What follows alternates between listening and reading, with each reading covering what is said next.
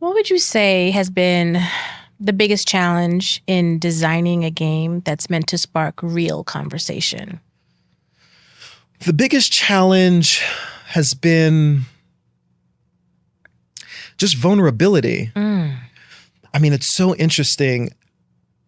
In the early days when I was asking individuals to share their stories with me about the experiences that they had with bias and discrimination, there was one group in particular who would not share any stories with me, and that was Black men.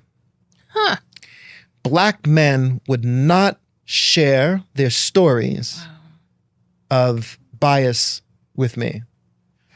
And when I started to dig in and to ask why, what I found was there is a vulnerability in digging up a set of bones that you've buried, that you don't want a relationship with anymore. Got it. And that has been a huge learning for just, it is incredibly difficult for someone to step up on an altar and to be undressed in front of testimony, and to give their testimony in front of a group. Yeah. That's why the taking on of an identity in the game is so powerful, because it allows individuals to cloak themselves in the experiences and identity of another person. Yeah. So their own experiences are not sort of in the crosshairs of other players. What has surprised you the most in watching people play? Time and time again, I am just surprised by how wrong I can be about reading people. And this is one of the biggest learnings that I've had doing this work over so many years, is that if I don't continuously check myself, I sort of slip back into these old routines of judging people based on how they present to me. And so what surprises me, just every game that I facilitate with teams and these workshops that I do, seeing an individual who presents as though they have all of the privileges in the world, either by title and rank in an organization or the identity that they have in the world. And hearing individuals talk about their relationship to being an outsider, either because of their faith. Faith is an identity that you don't have to sort of wear. You can't tuck in. You can tuck in your faith. You can tuck in your sexuality. You can, in some cases, tuck in your nationality. And one of the most powerful things has been seeing individuals who have the ability to tuck in parts of their identity start to reveal parts of themselves that they have a frothy relationship with, and it doesn't appear that way to those around them. So it's seeing people who present as having tons of privilege sort of show that they are wrestling with the same kind of challenges that we all are. The universality of being an outsider, not belonging. That's right. Have you seen moments where someone's perspective has completely changed? Yeah, I think one of the things that I had to just accept is that there are two kinds of experiences that you have when you engage with becoming more self-aware. Okay. There is the experience that happens above the water where in a room, you can read the way that someone is responding to what they are hearing. You can see people leaning in. You can see people contemplating. You can see people nodding. You can also see people or experience people that are masking, where there is no response. Right? So there is an experience where you can visibly see what is happening. But what I've found is that the more beautiful experience that is less obvious and takes longer to come up to the surface is the experience that is happening in the hearts and the minds of individuals. And so there is what is pouring into their ears and what they are seeing through their eyes, but that is filtering down into their hearts and their minds. Yes. And it takes time for individuals to, after hearing something, really begin to process it in a way where it shows up in their actions and behavior. So I think I have extended tons of grace to individuals in terms of how they show up in these games and in these workshops, understanding that it takes time for seeds to go down into the earth. It takes time for roots to push out and to grab onto the soil. And it takes time for those saplings and those seeds to turn into plants above the surface that you can see. It always takes longer than people expect to have this become part of their day-to-day experience. But it takes time. That's fair. That's fair. How does the game help people confront bias without shrinking, as you said earlier, or even shutting down? Yeah. So the game is called the viewing deck. And the idea behind the viewing deck is that inside of an organization, you have a limit to how far you can see, right? We're working on teams and we can see our colleagues and coworkers with a certain degree of fidelity, depending on how close or far they are from us, the projects that we're working on and so forth. As a leader, your value comes not only in being able to manage a P&L or to inspire your team, but it is around perspective. Really taking a step back and seeing the business, seeing the team from a vantage point that allows you to understand the topography. Okay. That there are different individuals at different places in the organization, different journeys, different heights. And so what the viewing deck allows leaders and teams to do is to get better perspective, to become better at perspective taking as it relates to culture. Some individuals on a team are motivated by a revenue goal. Some folks are motivated by a set of abstract organizational goals. Your ability as a leader to be able to modulate how you connect, engage, and inspire your team is dependent on your ability to take perspective and to give what that person or that team needs. Yeah. And so over the course of the game, 2 to 4 players have about 45 minutes, and each player takes on an identity. They are then presented with a scenario that they find themselves in the context of work. They are then asked, how would you respond in this situation? Not as and with the identity that you have, but with the identity of a single parent who has just gotten this job. She hasn't been at the company long enough to have insurance. And this happened inside of a meeting with another colleague who had been there for 4 years, who's the rainmaker. And the individual has a limited amount of time to carrying the mantle of that person, make a choice on what they would do. What does agency look like through the eyes of someone else? What does voice look like through the mouth of someone else?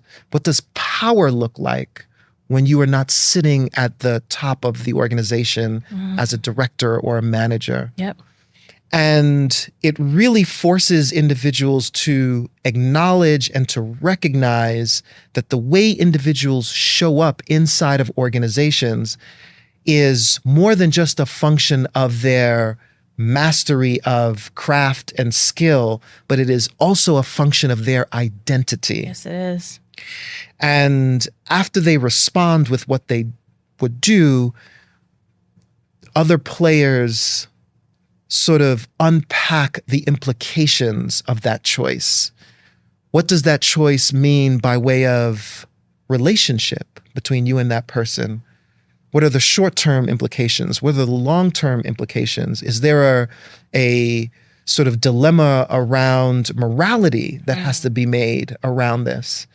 And so it allows individuals to really get a kind of perspective around culture, around norms that is completely under the surface, that we really don't have a relationship with. And they can do that in a way where they are not being held to a kind of expectation for how they should respond, the words that they should choose, what is right and what is wrong. The beauty of play is that it allows you to explore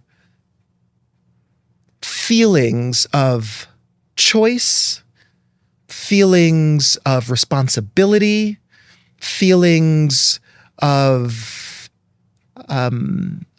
dilemmas in a way that is not consequential. And so you take more risks through the eyes of someone else, wearing the mantle of someone else, than you would if you were responding as Steffon Isaac. Right.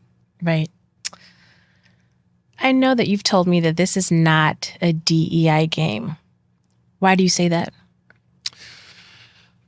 You know, all of my life, I have had to carry labels.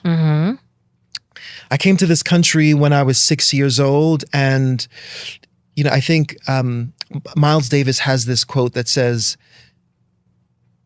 "You weren't black until you came to America." Oh. Right?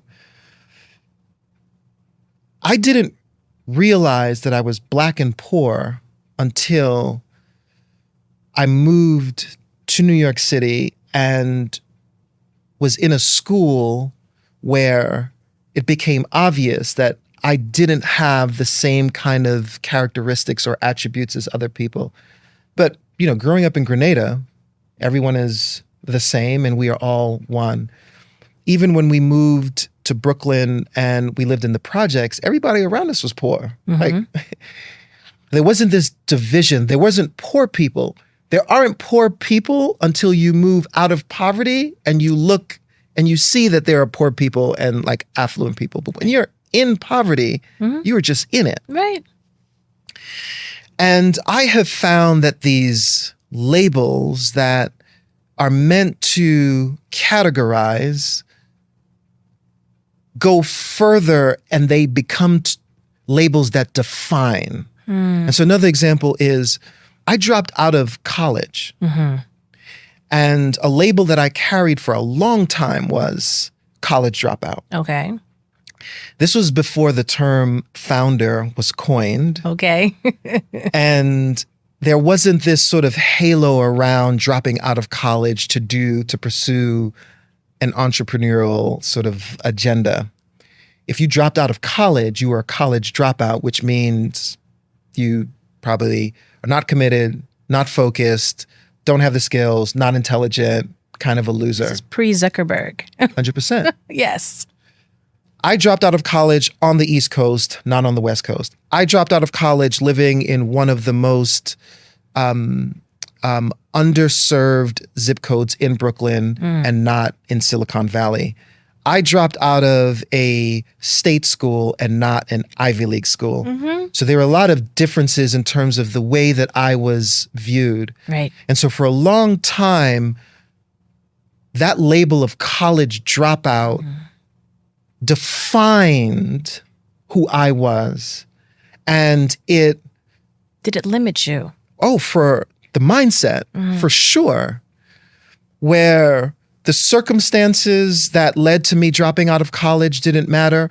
All of the subsequent achievements that I had after dropping out of college didn't matter. That label was that heavy. And it wasn't until I changed my relationship with that label that it didn't have that effect on me.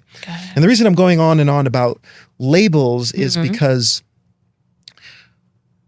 we can't get around the fact that there are words that are used to describe people and things. I am Black. I am a man. I'm a father. I am all of these things. The peril of labels is it begins to define who you are, and that way that it's defined changes the way that you see and understand yourselves sometimes. The reason I don't couch the work that I do